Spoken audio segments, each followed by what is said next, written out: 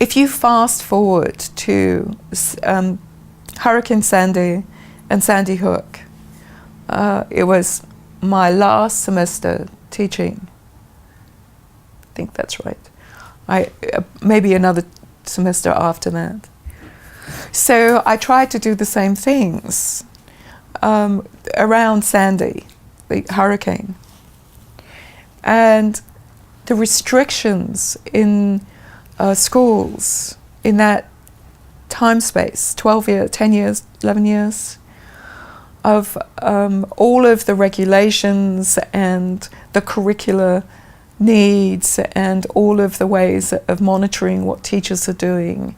The whole, it was so noticeable that many of the activities we'd done overnight after 9/11 in schools, that my students had done in schools, they couldn't do. The teachers that were coming through my classes 10 years later were not allowed to leave the curriculum behind and do some of the things that were needed.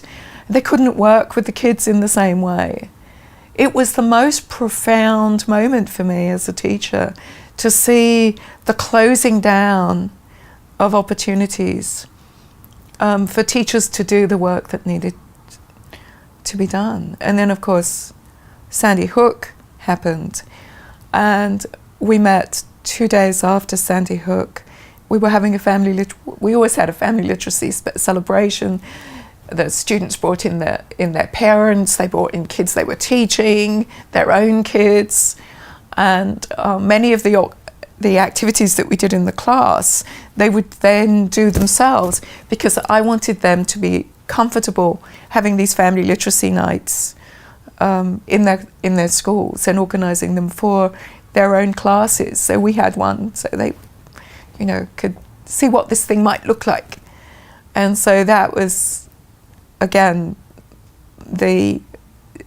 being placed in a position of having to respond to what was a terrible tragedy, massacre.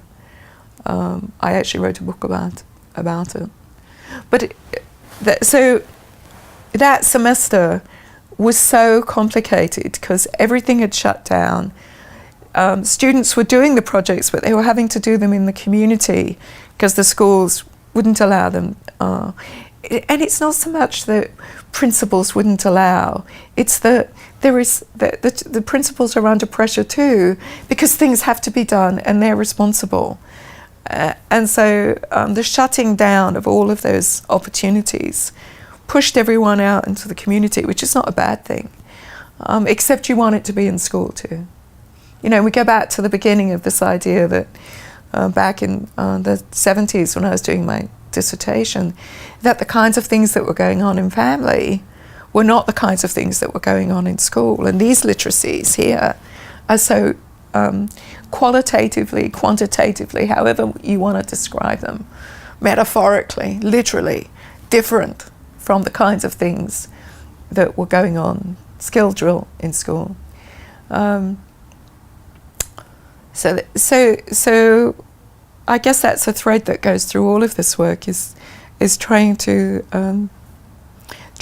understand how it is we support families in times of disasters, catastrophic events, and realizing that language and literacy are the conduits that through projects, through writing stories, through the stuff that gets read, that it's possible for families to overcome a lot.